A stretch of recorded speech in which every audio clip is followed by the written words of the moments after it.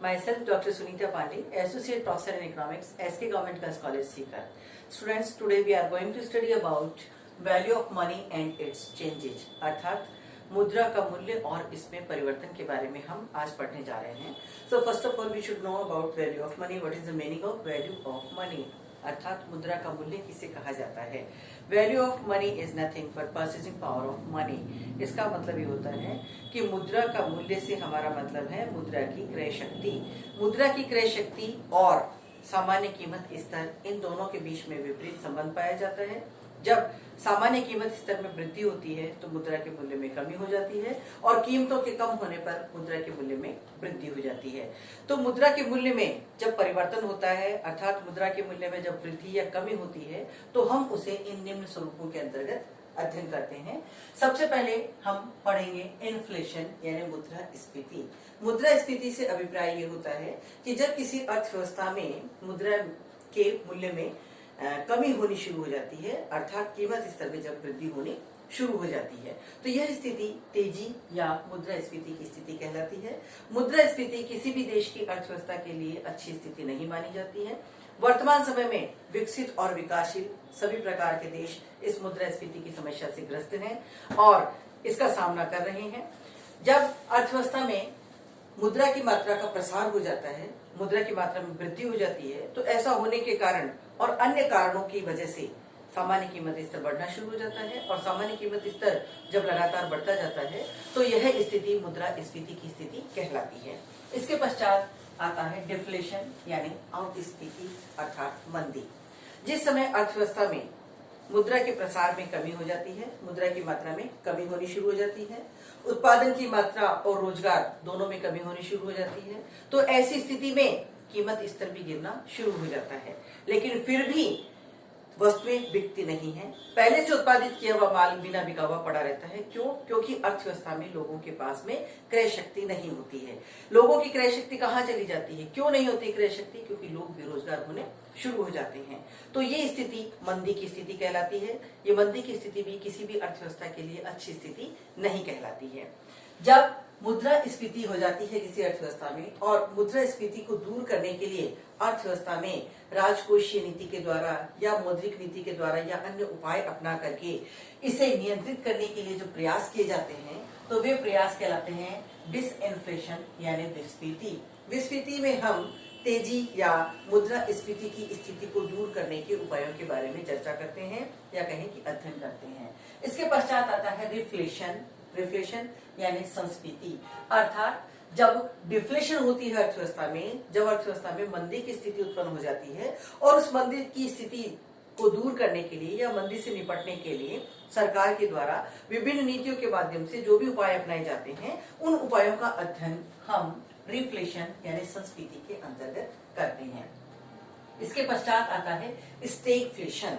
Stagflation अर्थव्यवस्था में वह स्थिति कहलाती है जहां पर एक तरफ तो इकोनॉमी में इन्फ्लेशन की स्थिति होती है, अर्थात कीमत स्तर में लगातार तीव्र गति से वृद्धि होती है, तो दूसरी तरफ बेरोजगारी की स्थिति विद्यमान होनी शुरू हो जाती है या कहेंगे बेरोजगारी बढ़ना शुरू हो जाता है. जब ये दोनों चीजें अर्थात अर्थव्यवस्था में जब तेजी और बेरोजगारी दोनों एक साथ देखने को मिलती है, तो यह स्थिति स्टैगफ्लेशन की स्थिति कहलाती है.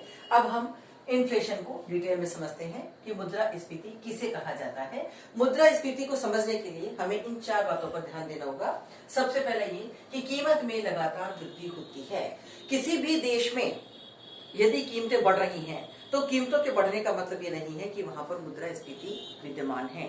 मुद्रास्फीति की स्थिति केवल तभी होती है जब अर्थव्यवस्था में कीमत स्तर में लगातार वृद्धि होती है, यानी जब प्राइसेस कंटिन्यूअसली इंक्रीज होती रहती है, तो यह स्थिति मुद्रास्फीति की स्थिति कहलाती है. इसी तरह से ये स्थिति असंतुलन की दशा है, अर्थात जब अर्थव्यवस्था में मुद्रास्फीति उत्पन्न हो जाती है तो अर्थव्यवस्था में आर्थिक असंतुलन उत्पन्न हो जाता है या कहें कि अर्थव्यवस्था असंतुलित स्थिति में पहुंच जाती है. यह एक प्रक्रिया है. एक प्रक्रिया का अभिप्राय है कि इसमें कंटिन्यूटी होनी जरूरी है, अर्थात जब कीमतें लगातार निरंतर वृद्धि की ओर अग्रसर होती हैं, बढ़ती रहती हैं, तभी अर्थव्यवस्था में मुद्रास्फीति की स्थिति कहलाती है. इसके पश्चात कि इसका विश्लेषण प्रावेगी की सहायता से होना चाहिए, अर्थात जब किसी भी चर के अध्ययन में निरंतरता आ जाती है, कंटिन्यूटी आ जाती है, तो उस चर का अध्ययन हमें प्रायोगिक विश्लेषण के माध्यम से करना होता है। तो अब हम मुद्रास्फीति को ज्ञात करने के सूत्र के बारे में जानते हैं। इसका सूत्र जो है, क्योंकि अभी आपने देखा कि इसका विश्लेषण प्रायोगिकी की सहायता से होना चाहिए, और प्रायोगिक विश्लेषण वह होता है जिसमें हम टाइम को साथ लेकर के, समय को साथ लेकर के चलते हैं, यानी ये समय रहित नहीं बल्कि समय सहित अध्ययन कहलाता है। और मुद्रास्फीति की दर को ज्ञात करना हो, जैसे टी वर्ष में मुद्रास्फीति की दर हमें ज्ञात करनी है, तो इसका फार्मूला होता है मुद्रास्फीति की दर इज इक्वल टू वर्ष टी में कीमत स्तर, T मीन्स करंट ईयर यानी प्रेजेंट ईयर, जो चालू वर्ष है, उस चालू वर्ष में जो कीमत स्तर है वह माइनस वर्ष T-1 में कीमत स्तर, अर्थात प्रीवियस ईयर की प्राइसेस। इसका मतलब हुआ कि चालू वर्ष की कीमतें माइनस पिछले वर्ष की कीमत स्तर अपॉन वर्ष T-1 का कीमत स्तर, यानी प्रीवियस ईयर की जो प्राइसेस है उन्हें लिखा जाता है इंटू 100। एक बार फिर से सुन लीजिए, करंट ईयर में प्राइसेस चालू वर्ष की कीमतें माइनस पिछले वर्ष का कीमत स्तर अपॉन पिछले वर्ष का कीमत स्तर इंटू 100। इस सूत्र की सहायता से हम मुद्रास्फीति की दर को ज्ञात कर सकते हैं। अब हम मुद्रास्फीति के विभिन्न प्रकारों के बारे में पढ़ने जा रहे हैं। मुद्रास्फीति के विभिन्न प्रकार जो हैं, इन्हें हम अलग अलग भागों में बांट करके अध्ययन करेंगे, जिसमें हम मुख्य रूप से इन्हें दो आधारों पर बांट करके इनका अध्ययन करेंगे। पहला इसका अध्ययन हम करेंगे तीव्रता के आधार पर, और दूसरा हम इसका अध्ययन करेंगे कारणों के आधार पर। तो सबसे पहले हम तीव्रता के आधार पर मुद्रास्फीति कितने प्रकार की होती है उसके बारे में जान लेते हैं। तीव्रता यानी स्पीड, बढ़ने की गति। सबसे पहले है साधारण। साधारण मुद्रास्फीति वह स्थिति होती है जब किसी अर्थव्यवस्था में कीमत स्तर में वृद्धि होना प्रारंभ होती है, यानी ये शुरुआती दौर है जहां पर कीमतें बढ़ती है लेकिन बहुत ज्यादा कीमतों में वृद्धि नहीं होती है। इस स्थिति में अर्थव्यवस्था में रहने वाले लोगों का उस देश की मुद्रा के प्रति विश्वास होता है और लोग मुद्रा को अपने पास में इकट्ठा करके रखने की कोशिश भी करते रहते हैं। ये साधारण मुद्रास्फीति कहलाती है। इसके पश्चात आती है तेज रफ्तार वाली मुद्रास्फीति। ये तेज रफ्तार वाली मुद्रास्फीति, इसे हम दौड़ती हुई या भागती हुई मुद्रास्फीति के नाम से भी जान सकते हैं। ये 2 से 3 अंकों के बीच में पाई जाती है, जैसे 20% या 279% या कहीं 999% तक की मुद्रास्फीति की दर भी तेज रफ्तार वाली मुद्रास्फीति की दर में शामिल की जाती है। तेज रफ्तार वाली मुद्रास्फीति की दर जब किसी अर्थव्यवस्था में प्राप्त होनी शुरू हो जाती है तो यह उस अर्थव्यवस्था के लिए चिंता का विषय है, क्योंकि 999% यदि प्राइसेस बढ़ती हैं तो यह कीमतों में बहुत अधिक वृद्धि होती है और किसी भी अर्थव्यवस्था के लिए यह स्थिति सही नहीं कहलाती है। इसके पश्चात आती है अत्यधिक तेज रफ्तार वाली मुद्रास्फीति। इस अत्यधिक तेज रफ्तार वाली मुद्रास्फीति में मुद्रास्फीति की दर 4 अंकों से भी आगे चली जाती है। 4 अंकों में, 5 अंकों में मुद्रास्फीति की दर पाई जाती है, जो कि बहुत अधिक कीमत वृद्धि को प्रदर्शित करती है। दुनिया में बहुत से ऐसे राष्ट्र हैं जिन राष्ट्रों में अत्यधिक तेज रफ्तार वाली मुद्रास्फीति भी देखने को मिलती है। ऐसी अर्थव्यवस्थाओं में आर्थिक स्थिरता बिल्कुल भी नहीं पाई जाती है। अर्थव्यवस्था में मुद्रा के प्रति लोगों के विश्वास में बहुत कमी हो जाती है। तो इस तरह आपने देखा कि तीव्रता के आधार पर हम मुद्रास्फीति को 3 भागों में बांट करके इसका अध्ययन करते हैं। अब हम आते हैं कारणों के आधार पर मुद्रास्फीति, अर्थात कारणों के आधार पर मुद्रास्फीति का उदय किस प्रकार से होता है। इसमें सबसे पहली है मांग जन्य यानी डिमांड पुल इन्फ्लेशन। मांग जन्य मुद्रास्फीति का अभिप्राय ये होता है कि जब इकोनॉमी में डिमांड में वृद्धि होती है, अर्थात किसी भी कारण से वस्तुओं और सेवाओं की मांग में जब वृद्धि हो जाती है, मांग तो बढ़ जाती है लेकिन पूर्ति उसके अनुरूप बढ़ नहीं पाती है। तो जब मांग और पूर्ति में असाम्य या असंतुलन उत्पन्न हो जाता है तो ऐसी स्थिति में कीमत स्तर में वृद्धि होना शुरू हो जाता है, और यही स्थिति लगातार यदि चलती रहती है तो ये मुद्रास्फीति का रूप ले लेती है। इसे हम इस रेखा चित्र के द्वारा भी समझ सकते हैं।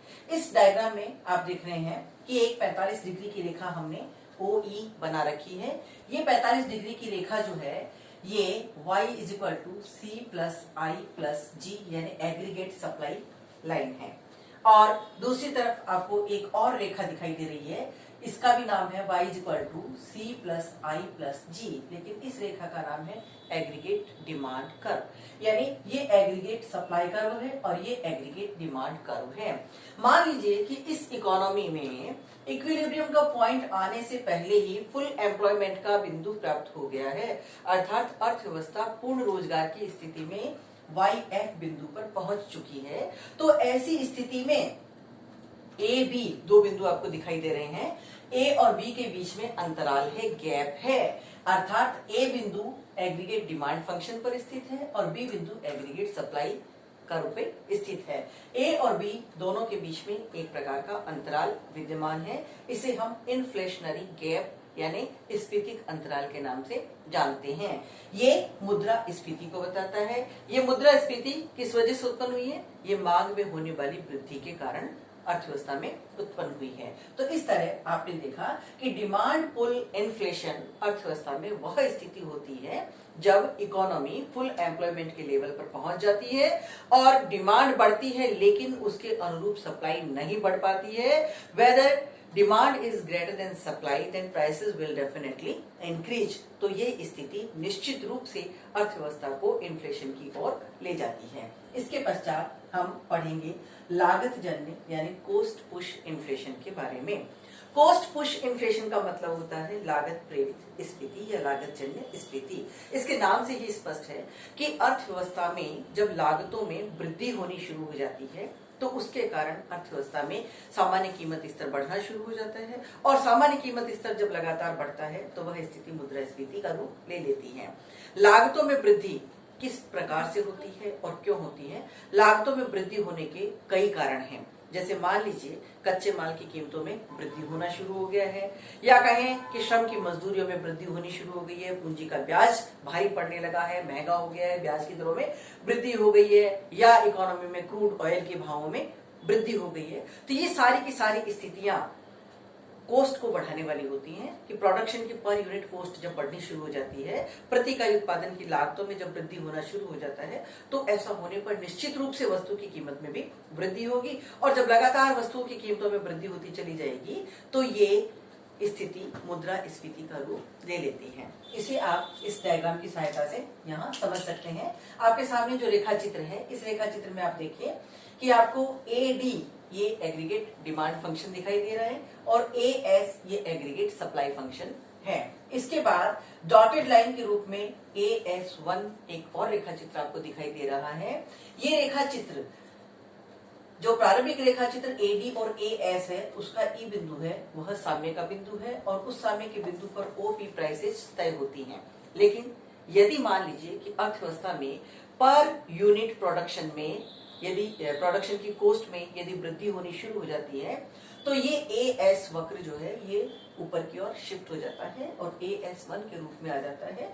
अब साम्य का बिंदु E से परिवर्तित होकर के E1 हो जाता है और प्राइसेस P से बढ़कर के P1 हो जाती है। तो इस तरह आपने देखा कि यहाँ कीमतों में वृद्धि होनी शुरू हो गई है और यदि ये क्रम लगातार जारी रहता है तो कीमत में होने वाली वृद्धि भी लगातार होती चली जाएगी और यह मुद्रास्फीति का रूप धारण कर लेती है। तो इस तरह आपने ये कारणों के आधार पर मुद्रास्फीति के प्रकार पढ़े।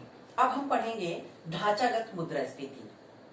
ढांचागत मुद्रास्फीति जो है ये भी कई प्रकार की होती है, कई कारणों से उत्पन्न होती है, जिसमें सबसे पहला है साधनों का अभाव। विकसित और विकासशील राष्ट्रों में स्पेशली उत्पत्ति के साधनों का अभाव पाया जाता है, संसाधनों की कमी पाई जाती है और इन संसाधनों की कमी को दूर करने के लिए विकासशील अर्थव्यवस्थाओं में अधिकांशतया घाटे की वित्त व्यवस्था का सहारा लिया जाता है और ऐसा करने पर वहां पर कीमत स्तर में वृद्धि होनी शुरू हो जाती है और कीमतें जब बढ़ती है तो मुद्रास्फीति की स्थिति इन राष्ट्रों के समक्ष उत्पन्न होनी शुरू हो जाती है। इसी प्रकार विदेशी मुद्रा का अभाव, विकासशील राष्ट्रों में विशेष रूप से विदेशी मुद्रा का अभाव पाया जाता है। आयातों का मूल्य चुकाने के लिए विदेशी मुद्रा इनके पास में नहीं होती है और इनका भुगतान करने के लिए इनके द्वारा बार बार विदेशी राष्ट्रों से ऋण लिए जाते हैं और उस ऋण का ऊंची मात्रा में ब्याज का भुगतान इन राष्ट्रों के द्वारा किया जाता है। तो इस प्रकार विदेशी मुद्रा का अभाव होने के कारण भी जो प्रोडक्शन इकोनॉमी में किया जा रहा है उसकी लागतें बढ़ जाती हैं और लागतें बढ़ने के कारण कीमतों में भी वृद्धि होनी शुरू हो जाती है और यही कारण जो है वह मुद्रास्फीति का कारण बन जाता है आगे चल करके। इसके बाद में नेक्स्ट है आधारभूत ढांचे की कमियां। विकासशील राष्ट्रों में मुख्य रूप से पावर की और परिवहन के साधनों की कमी पाई जाती है, और पावर और परिवहन के साधनों की कमी और इंफ्रास्ट्रक्चर की कमी के कारण प्रोडक्शन की जो कॉस्ट है वह बढ़नी शुरू हो जाती है, उत्पादन की लागतों में वृद्धि होनी शुरू हो जाती है। तो इस प्रकार आपने देखा कि आधारभूत ढांचा जब तक इकोनॉमी का सॉलिड नहीं होता है तब तक कोई भी इकोनॉमी ठीक प्रकार से ग्रोथ नहीं कर पाती है, नीची लागतों पर उत्पादन नहीं कर पाती है, और ऐसी अर्थव्यवस्था में उत्पत्ति की लागतें ऊंची आती है। इस वजह से वहां कीमत स्तर में वृद्धि हो जाती है, और यही कारण है कि उस इकोनॉमी में मुद्रास्फीति उत्पन्न हो जाती है। इसी प्रकार लास्ट में आप देखेंगे खाद्य पदार्थों की कमी। बहुत से विकासशील राष्ट्रों में खाद्य पदार्थ मांग के अनुरूप प्राप्त नहीं हो पाते हैं, अर्थात उत्पादन उतनी मात्रा में नहीं हो पाता है जितनी मात्रा में इन राष्ट्रों में खाद्य पदार्थों की खपत होती है, मांग होती है। जैसा अभी मैंने आपको बताया कि whether demand is greater than supply then definitely prices will be increase, अर्थात मांग और पूर्ति में जब साम्य नहीं होता है, मांग बढ़ती चली जाती है और पूर्ति उस मांग के अनुरूप बढ़ नहीं पाती है, तो ऐसी स्थिति में निश्चित रूप से इकोनॉमी में इन्फ्लेशन की स्थिति उत्पन्न हो जाएगी। तो इस तरह आज आपने देखा कि मुद्रास्फीति क्या है। मुद्रास्फीति का मतलब है किसी भी अर्थव्यवस्था में कीमतों में होने वाली लगातार वृद्धि। केवल कीमत बढ़ने पर हम उसको मुद्रास्फीति का नाम नहीं दे सकते हैं। यदि कीमतों में होने वाली वृद्धि लगातार होती रहे, अगर लगातार सामान्य कीमत स्तर बढ़ता रहे, तो ही वह स्थिति मुद्रास्फीति की स्थिति कहलाती है। मुद्रास्फीति प्रारंभिक दौर में किसी भी इकोनॉमी के लिए, किसी भी अर्थव्यवस्था के लिए एक टॉनिक का कार्य करती है। टॉनिक का कार्य करने का मतलब ये है कि ये अर्थव्यवस्था को आगे की ओर बढ़ने के लिए प्रेरित करती है। जब कीमतें बढ़ती हैं तो प्रोड्यूसर सप्लाई बढ़ाने की कोशिश करते हैं। सप्लाई बढ़ाने के लिए उन्हें उत्पत्ति के साधनों को रोजगार देना पड़ता है, तो रोजगार की मात्रा में वृद्धि होती है। जब रोजगार बढ़ता है तो लोगों की आय बढ़ती है। जब आय बढ़ती है तो लोगों के द्वारा उपभोग बढ़ा दिया जाता है। जब उपभोग बढ़ता है तो पुनः उत्पादन में वृद्धि होती है, और इस प्रकार से किसी भी अर्थव्यवस्था में आर्थिक प्रगति या आर्थिक वृद्धि का मार्ग प्रशस्त होता है। परंतु यदि ये प्रक्रिया निरंतर लगातार लंबे समय तक चलती रही तो आगे चल करके ये बहुत भयानक रूप धारण कर लेती है। जैसे ही मुद्रास्फीति की दर 2 से 3 अंकों की ओर बढ़नी शुरू हो जाती है तो वह स्थिति किसी भी अर्थव्यवस्था के लिए अच्छी स्थिति नहीं कही जा सकती है। वर्तमान परिप्रेक्ष्य में, वर्तमान दौर में दुनिया में बहुत से विकसित और विकासशील राष्ट्र इस मुद्रास्फीति की समस्या का सामना कर रहे हैं।